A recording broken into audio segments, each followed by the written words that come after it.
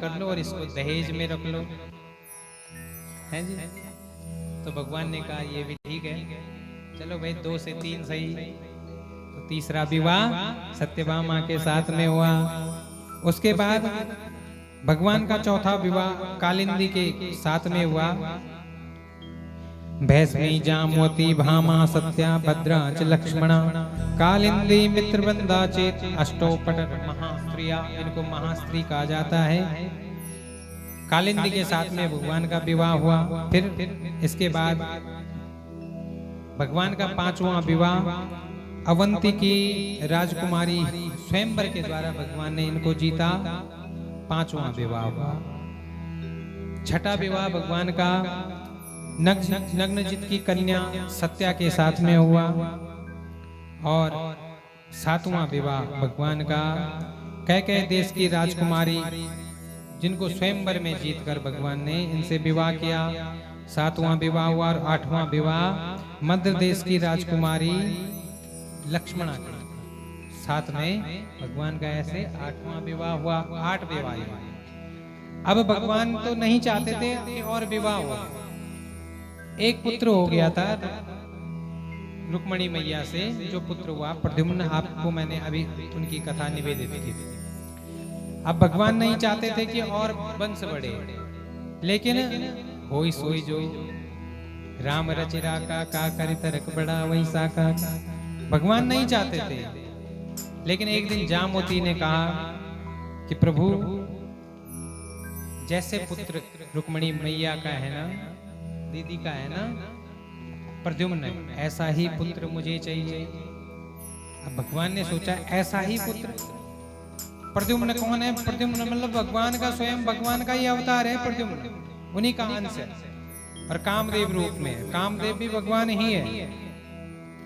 तो वैसा ही पुत्र तो मिल नहीं सकता। ऐसे में क्या किया जाए? तो इन्होंने, भगवान कहाँ गए?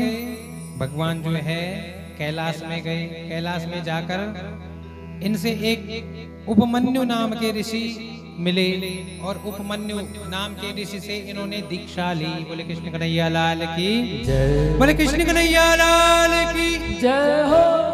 उपमन्यु नाम के ऋषि से जब इन्होंने दीक्षा ली, दीक्षा क्या ली? षडाक्षर मंत्र की दीक्षा ली। ओम नमः शिवाय।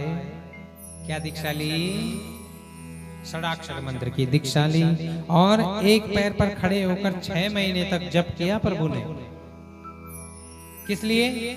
भगवान शंकर को प्रसन्न करने के लिए, क्योंकि भगवान शंकर ही नारायण का दुख हरण कर सकते हैं, और शंकर का दुख नारायण ही। और देखा जाए तो ये दोनों कोई अलग अलग नहीं, एक ही है। बोले शंकर भगवान की जय हो। शंकर भगवान बड़े प्रसन्न हुए, और प्रसन्न होकर इन्होंने वरदान दे दिया। और वरदान कैसा दिया? बोले तुम्हारे 1 नहीं, 2 नहीं, 8 नहीं, तुम्हारे तो 16,108 विवाह हों, ऐसा वरदान दे दिया। शंकर भगवान कैसे हैं? इनको भोला अवगढ़ दानी कहा जाता है। शंकर भगवान को मांगो थोड़ा सा, देते बहुत हैं शंकर भगवान। ऐसे वरदान दे दिया कि 16,108 तुम्हारी रानियां टोटल होंगी, और प्रत्येक से तुम्हारा एक पुत्र के लिए तुम यहाँ आए थे। एक नहीं, तुम्हारे पूरे 10-10 पुत्र होंगे, और एक एक जो तुम्हारी कन्या होगी। ऐसे जो है आशीर्वाद दे दिया शंकर भगवान को ने। अब देखिए शंकर भगवान अवगढ़ दानी, इसका उदाहरण, एक भक्त ने शिवजी की तपस्या की। शिवजी की तपस्या की, ध्यान से सुनेंगे। कभी कभी हम लोग जो है ना भगवान से वो मांग देते हैं जिसको हम पचा नहीं सकते। ये कथा मैं इसलिए सुना रहा हूं। एक भक्त था, उसने शंकर भगवान को प्रसन्न किया। शंकर भगवान से वरदान मांगा। बोले क्या मांगते हो? बोले भगवान अगर मुझे देना चाहते हो तो कुछ ऐसी चीज देना जो कभी समाप्त ना हो, ऐसी चीज देना। तो भगवान ने क्या किया? बोले हाथ आगे कर। इसने जैसे ही हाथ आगे किए तो भगवान ने इसको चावल दे दिए। क्या दिए? चावल दिए। तो इसने कहा भगवान पूरी दुनिया में केवल चावल ही रह गए थे मेरे को देने के लिए, हैं? इसने क्रोध में वो चावल नीचे गिरा दिए। तो जैसे ही नीचे गिराए तो दोबारा उसके हाथ में चावल आ गया, क्योंकि उसने क्या मांगा था? कि जो चीज कभी खत्म ही ना हो, फिर उसको नीचे गिराए फिर चावल आ जाए, फिर नीचे गिराए उसको चावल आ जाए। ऐसी स्थिति में करे तो क्या करे? बोले कृष्ण कन्हैया लाल की जय।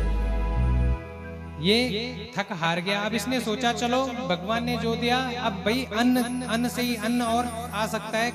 केवल पेट भरने के लिए क्या चाहिए? अन्न ही तो चाहिए। अन्न आ गया ना, इसको बेच के और चीजें ले लूंगा, अपना भरण पोषण कर लूंगा। इसने सारा जो जितना ढेर लग गई थी वहां पे चावल की, उसको बनाई, एक पोटली रखी सर पे वो पोटली रखी, और पोटली रखकर ये घर में गया। और घर में गया तो आज पत्नी ने कहा कि कभी न कभी पहली बार वह कुछ लेकर आए हो, कमा कर लाए हो। बोला भाई मुझे जो है बहुत, मेरे को जो है थकान लग गई है मेरे सिर पे, बहुत देर से ये पोटली रखी है। अब जैसे ही ध्यान से सुनेंगे, बोले कृष्ण कन्हैया लाल की जय। अब जैसे ही इसने पोटली नीचे उठा रखी, तब तक सर पे दूसरी पोटली आ गई। बोले कृष्ण कन्हैया लाल की जय। अब दूसरी पोटली आ गई तो इसने दूसरी पोटली नीचे रखी, तब तक तीसरी आ गई। क्योंकि शंकर भगवान ने वरदान ही ऐसा दिया था कि कभी खत्म ना हो, जो कभी खत्म ही ना हो। अब इसने क्या किया? ये थक हार गया। इसने कहा कि अपनी पत्नी से कहा कि भाई ये शंकर भगवान ने मुझे आशीर्वाद भी, बड़ा अजीब आशीर्वाद दिया है, पर मैं थक गया हूँ और मुझे प्यास भी लगी है। ये पोटली तो समाप्त तो होने वाली नहीं है। एक काम कर, अंदर से जल लेकर आ। कुछ भोजन बनाया है क्या? बोले भोजन तो कुछ नहीं बनाया, जल है। बोले कुछ बना के ला, मुझे बड़ी भूख लगी है। तो इसने इसी चावल में से भात बनाया है, और उसका बोले लो पाओ। और इसने जैसे ही पहला निवाला पाया, और पहला निवाला पाते ही जो है जैसे इसने इसको निगला कि अपने आप मुंह में दूसरा निवाला आ गया। अब दूसरा निकलता है, तीसरा आ जाता है, तीसरा निकलता है, चौथा आ जाता है। इसकी स्थिति हो गई खराब, और इसके कारण जो है इसका अंत हो गया। अब अंत हो गया तो इसकी जो पोटली थी वो इसी के ऊपर लटकी रही। तो अब इन्होंने क्या किया, जो चार लोग आए तो उन्होंने उस पोटली को हटाया, तो तब तक दूसरी पोटली उसके ऊपर आ जाती है। महाराज बोले कृष्ण कन्हैया लाल की जय। अब ये करे तो क्या करे ऐसी स्थिति में? तो इसने क्या किया, इन्होंने सोचा कि ये पोटली तो समाप्त होने वाली नहीं, ऐसा करो इसको पोटली के साथ ही बांधो और लेकर चलो। मुझे इसको पोटली के साथ में ही बांधा और शमशान घाट में चार कहार जो है चारों कंधों पे इसको लेकर गए।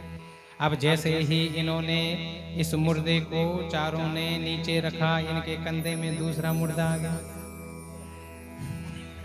दूसरा रखा तो तीसरा आ गया। अब क्या करें, शंकर भगवान का वरदान है। तब उन जो है उन चारों कहारों ने कहा कि हे प्रभु, हमने जो है वरदान इसने मांगा था, दंड हमें क्यों दे रहे हो? तब भगवान ने अपना आशीर्वाद वापस लिया। तो कहने का मतलब है अपने लिए वो मांगे जो आपके लिए आवश्यक हो, या फिर जब भी मंदिर में जाएं तो मंदिर में जाकर कभी भी भगवान से कुछ न मांगे, भगवान से एक बात कहें। क्या कहें? प्रभु मुझे वो देना जो मेरे हित में हो, जो मेरे लिए ठीक हो वही देना मुझे, क्योंकि तुम नहीं जानते हो कि तुम्हारे लिए ठीक क्या है और खराब, ये कोई नहीं जानता। मांगते तो हैं हम, लेकिन मांगने के बाद फंस जाते हैं। बोले कृष्ण कन्हैया लाल की जय। बोले कृष्ण कन्हैया लाल की जय। अब तो जो है इधर भगवान ने आशीर्वाद दे दिया कि तुम्हें, तुम्हारे एक नहीं तुम्हारे तो 16,108 विवाह होंगे। तो इसके बाद जो है भगवान का वंश बढ़ गया। इधर जो है अभी 8 पटरानियों की मैंने आपको कथा सुनाई। एक दिन भौमासुर एक राक्षस था, नरकासुर भी इसको कहते हैं। नरकासुर एक राक्षस था, इसने 16,100 कन्याओं को कैद में रखा था। कैद में रखा था तो ये चाहता था कि जब 20,000 एक साथ हो जाएंगी तो मैं सामूहिक इनके साथ में विवाह करूंगा। बोले कृष्ण कन्हैया लाल की जय। बोले कृष्ण कन्हैया लाल की। अब जैसे ही इसने तो इधर जो है भगवान ने उन कन्याओं को कैद से निकालने के लिए क्या किया, सत्यभामा से कहा कि तुम मेरे साथ में पारिजात वृक्ष लेने के लिए स्वर्ग चलो। अब जैसे ही सत्यभामा और भगवान कृष्ण जो है पारिजात वृक्ष लेने के लिए स्वर्ग की तरफ जाने लगे, इस भौमासुर ने भगवान पर आक्रमण करना शुरू किया।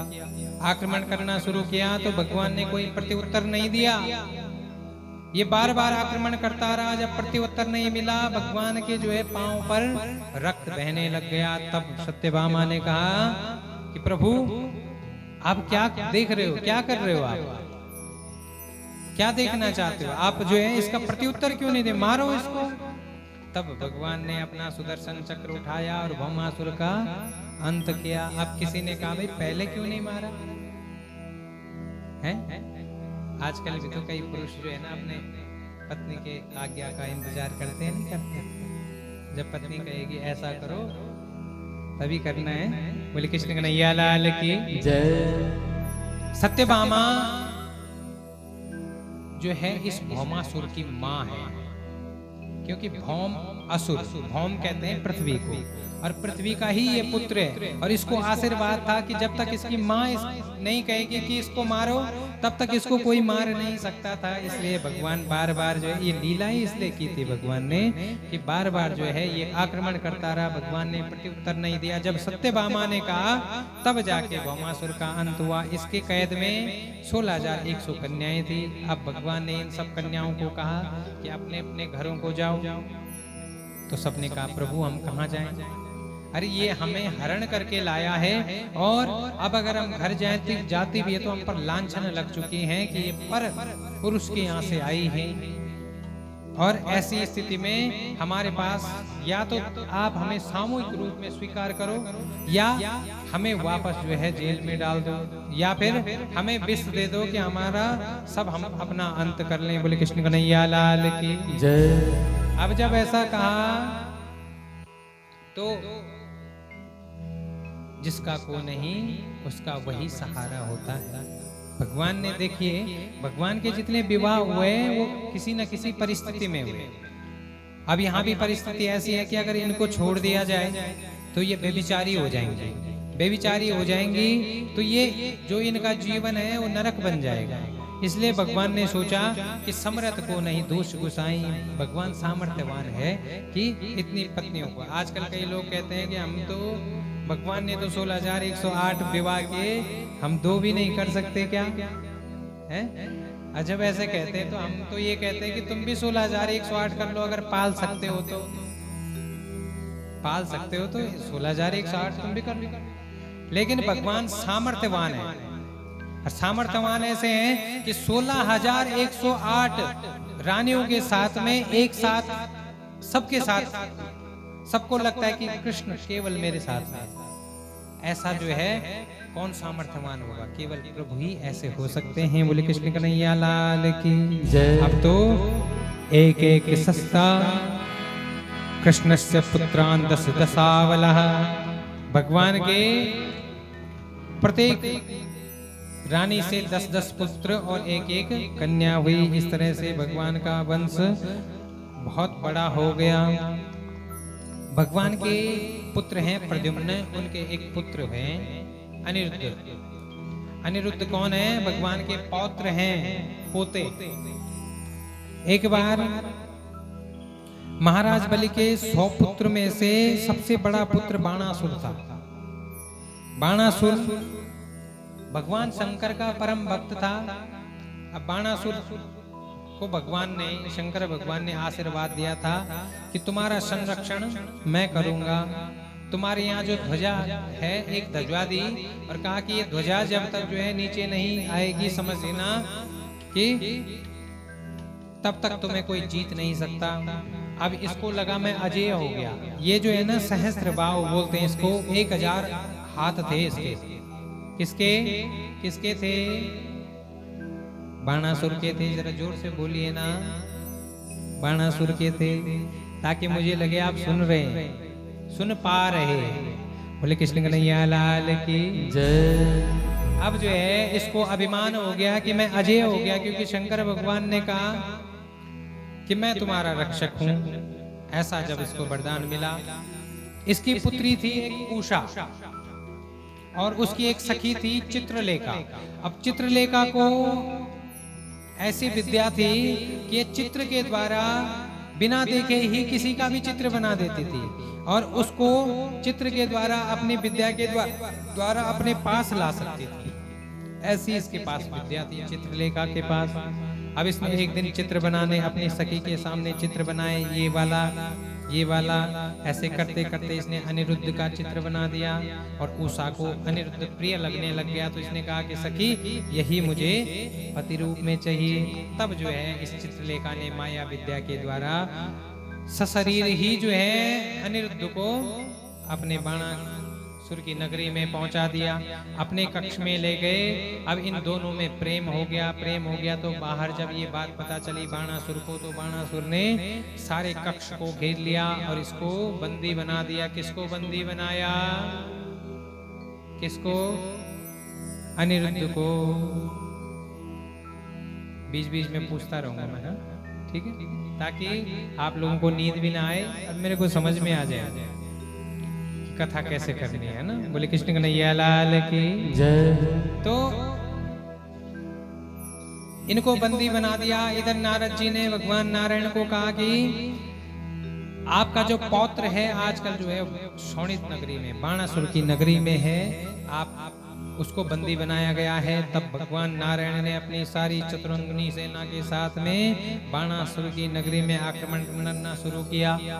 इधर जैसे शंकर भगवान को हलचल महसूस हुई, शंकर भगवान ने भी उधर से युद्ध करना, दोनों के बीच में भयंकर युद्ध होने लग गया। युद्ध के बीच में बाणासुर के साथ में भी युद्ध हो रहा है। तो बाणासुर के भगवान ने जो है बाणासुर के 998 भुजाएं काट दी, 996 भुजाएं काट दी, केवल 4 भुजाएं रखी। और इसके कारण ये बाणासुर जो है दौड़ किसके पास दौड़ा? शंकर भगवान के पास की त्राहिमा बचाओ मुझे। अब जब ये उनके पास गया तो भगवान शंकर ने कहा कि इसको मैंने अभय दान दिया है, इसलिए इसको छोड़ दो। तब ये जब शरणागत हो गया तो भगवान कहते हैं शरणागत जे तजऊं, जो शरणागत को तजता है ना उसको भी पाप लगता है। अगर आपके घर में कोई शरणागति लेता है तो उसको शरण देना ही, अगर आप जानते हैं कि मैं इसको शरण रख सकता हूं तो उसको शरण जरूर देनी चाहिए। तो जब ये शरणागत हो गया तो तब शंकर भगवान के कहने पर नारायण ने इनको अभय दान दिया और इनकी पुत्री उषा के साथ में अनिरुद्ध का विवाह कराया। बोले कृष्ण कन्हैया लाल की जय। इसके बाद भगवान एक दिन अपने पौत्रों के साथ में इनको शिक्षा देने के लिए लेकर जा रहे थे। तो देखा आगे जाकर देखा एक गड्ढे में एक गिरगिट गिरा हुआ, गिरगिट गिरा हुआ है। तो गिरगिट को जैसे ही देखा तो इससे पूछा कि तुम कौन हो? तो गिरगिट ने कहा कि मैं भगवान आपके लिए ही यहाँ रुका हूँ। बोले कैसे? बोले मुझे आशीर्वाद है कि आपके द्वारा ही मेरी मुक्ति होगी। बोले तुम कौन हो? बोले मैं राजा नृग था। कौन था मैं? राजा नृग। नृग राजा को ने पूर्व जन्म में इतना दान दिया था। बोले कृष्ण कन्हैया लाल की जय। नृग राजा ने खूब सारा दान किया था, दान किया था और इतना दान किया था कि ये गैया दान करते थे। इतना गैया इन्होंने दान की कि ये कहते हैं कि मैंने इतनी गैया दान की कि आप जो है आसमान के तारे गिन सकते हो, लेकिन मेरे द्वारा दान की भी गाय नहीं गिन सकते, इतने मैंने गाय दान की। बोले इतना दान करने के बाद ही स्थिति दे रही? बोले कृष्ण कन्हैया लाल की जय। बोले एक बार मैं जब एक गाय दान कर रहा था एक ब्राह्मण को, तो मैंने ब्राह्मण को गाय दान की।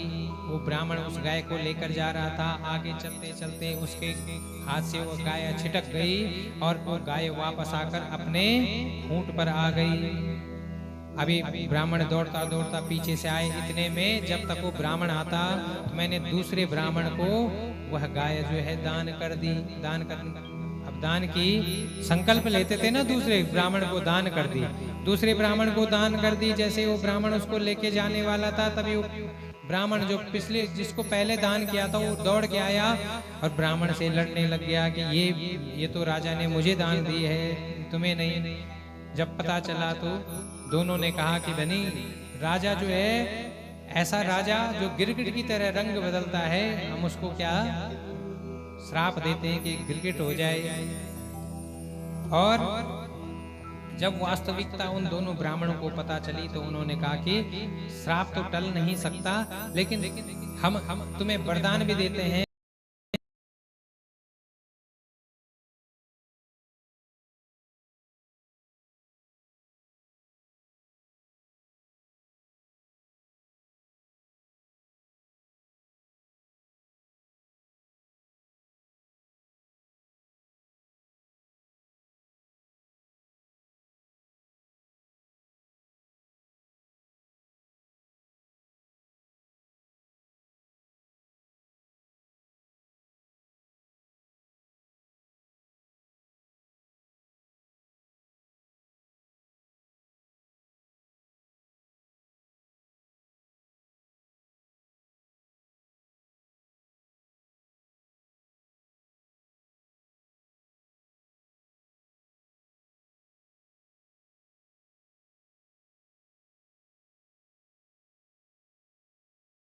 हाथ के अंदर पसीना हो गया, ये भगवान के पास गया, कभी उस सिक्के को देखता है, कभी दूं कि न दूं।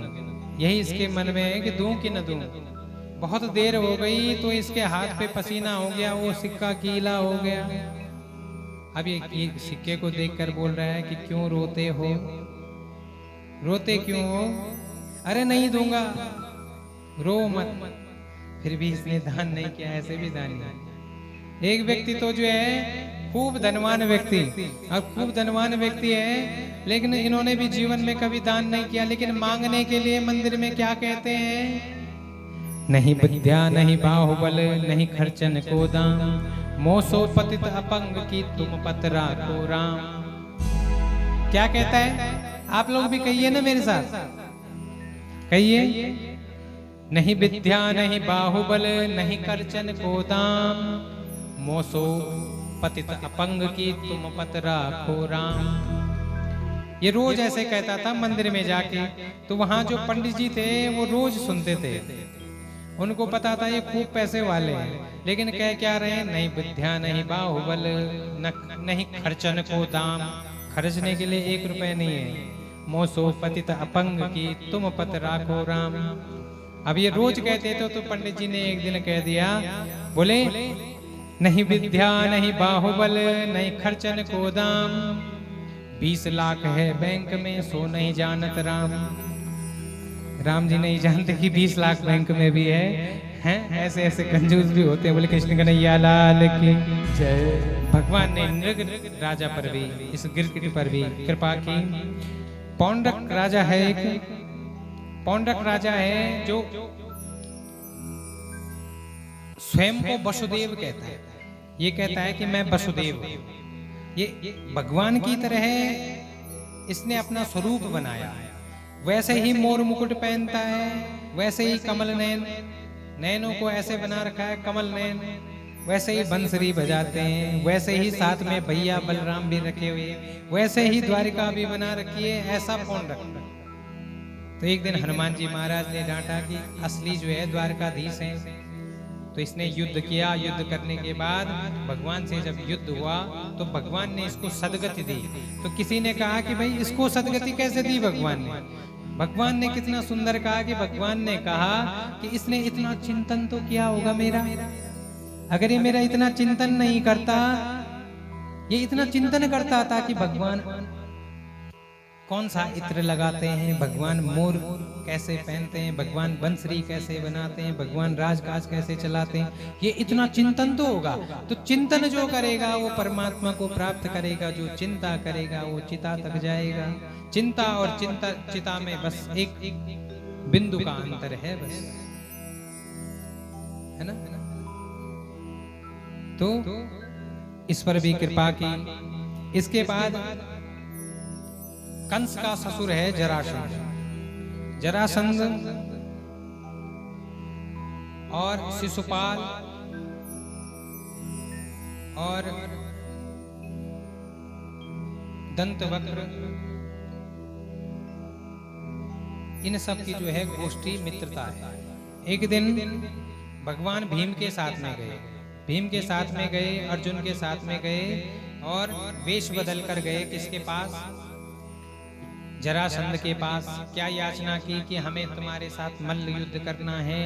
तो इसने कहा कि जरासंध ने कहा भाई मेरे साथ युद्ध करने के लिए बलशाली होना चाहिए। तो बोले ये भीम है ना। तो भीम के साथ युद्ध हुआ, मल्ल युद्ध हुआ।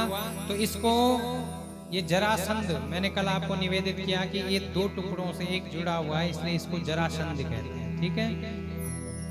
भीम इसको बार बार जो है बीच से इसके दो टुकड़े करता है, फेंकता है, फिर ये जुड़ जाता है। ऐसे में कैसे मरेगा महाराज? बोले कृष्ण कन्हैया लाल की जय। ऐसी स्थिति कहाँ हुई? हनुमान जी महाराज रावण के सैनिकों के साथ लड़ रहे हैं।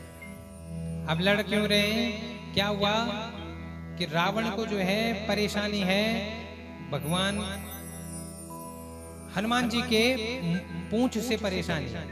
किससे परेशानी है? पूंछ से, क्योंकि हनुमान जी की पूंछ के कारण इसकी मूंछ नीचे हो गई है। इसको पूंछ से बड़ी परेशानी है। क्यों? क्योंकि पूंछ के द्वारा ही हनुमान जी ने पूरी लंका जला दी। इसको पूंछ से बड़ी परेशानी। तो जब बड़ा युद्ध हुआ तो बड़े युद्ध में इसने सेना भेजी। सेना भेजी तो हनुमान जी महाराज ने देखा सेना आ रही है। तो हनुमान जी महाराज को लक्ष्मण जी ने कहा कि हनुमान जी तुम्हारी गदा कहाँ है? बोले गदा की क्या आवश्यकता है? ये राक्षस हैं, इनके पास अस्त्र शस्त्रों की कमी है क्या? अरे इन्हीं के अस्त्र शस्त्रों से ही इन्हीं को मारेंगे हैं। तो हनुमान जी ने क्या किया? जब युद्ध होना शुरू किया तो जो हाथी में आया था उसका हाथी समेत पकड़ा और उसको घुमाकर आसमान में, ऐसे ही जो रथ में आया था रथ, उसी के रथ से उसी को मारा, रथ से रथ को टकरा के मारा, हाथी को हाथी से हैं। और बाकी जो बच गए उन सबको अपनी पूंछ पे लपेटा और उनका देहांत कर दिया, समाप्त कर दिए। अब एक संवाददाता जाता है रावण के पास। संवाददाता जाकर, हाँ भाई क्या खबर लाए हो? बोले खबर है महाराज, आज की न्यूज ऐसी है कि आज जो है वो जो बंदर था ना उसने सारी सेना समाप्त कर दी। बोले कैसे? बोले पहले तो उसने आगे वाले जो रथ से रथ को मारा, हाथी से हाथी को मारा। बोले पीछे वालों का? बोले पीछे तो उसने अपने पूंछ से ही सारे समाप्त। बोले पूंछ की बात मत करो, सब बात करो पर पूंछ की बात मत करो। बोले पूंछ की? क्योंकि उसको पूंछ से चिढ़ जाना। रावण ने अमर सेना भेजी। अमर सेना मतलब जो कभी मरे ही नहीं। तो अमर सेना जैसे आई तो लक्ष्मण जी ने कहा अब तो अमर सेना आई, अब कैसे लड़ेंगे? बोले ये अमर हैं तो मैं भी तो अमर हूँ। सीता मैया ने कहा ना अजर अमर गुण निधि सुत हो, करो बहुत रघुनायक छो, तुम अजर अमर हो जाओ, ऐसा वरदान मुझे मिला है। बोले कृष्ण कन्हैया लाल की जय। बोले मुझे भी तो वरदान मिला है अमरता का। तो बोले तो ऐसे में तो युद्ध हुआ, न तुम मरोगे न वो मरेंगे। बोले इसका भी उपाय है मेरे पास। तो हनुमान जी महाराज ने इस अमर सेना को, पूरी अमर सेना को अपनी पूंछ पे लपेटा और लपेट कर आसमान में इतनी दूर फेंक दिए जहाँ गुरुत्वाकर्षण बल खत्म हो जाता है, जहाँ से वो नीचे ही ना आए। फिर संवाददाता रावण के पास, आज की क्या खबर है? बोले महाराज आज की खबर तो ऐसी है कि बताने लायक नहीं। बोले क्या हुआ? अमर सेना कहाँ गई? बोले महाराज ऊपर जाते हुए तो हमने भी देखी, लेकिन नीचे का हमें पता नहीं कहाँ गई, नीचे तो आई नहीं। बोले कृष्ण कन्हैया लाल की जय। ऐसे ही जरासंध मरे कैसे? तब भगवान ने योजना बताई। एक जो है वहां से एक तिनका लिया, उसको विपरीत दिशा में फेंका और भीम जी को कहा क्या कि विपरीत दिशा में इसके शरीर को फेंको। जब विपरीत दिशा में फेंका तब इसका अंत हुआ। बोले कृष्ण कन्हैया लाल की जय। इसके बाद अग्र पूजा का अधिकारी कौन? तो तो अग्र पूजा के अधिकारी के लिए सबने कहा भाई कृष्ण भगवान ही अग्र पूजा के अधिकारी हैं। लेकिन शिशुपाल ने कहा नहीं, ये मेरा बैरी है, ये कैसे अग्र पूजा का अधिकारी हो सकता है। आज शिशुपाल ने गालियां देना प्रारंभ किया। महाराज बोले कृष्ण कन्हैया लाल की जय। इसने गाली देना प्रारंभ किया तो इसको भगवान ने कहा था कि 100 गालियां तक तेरी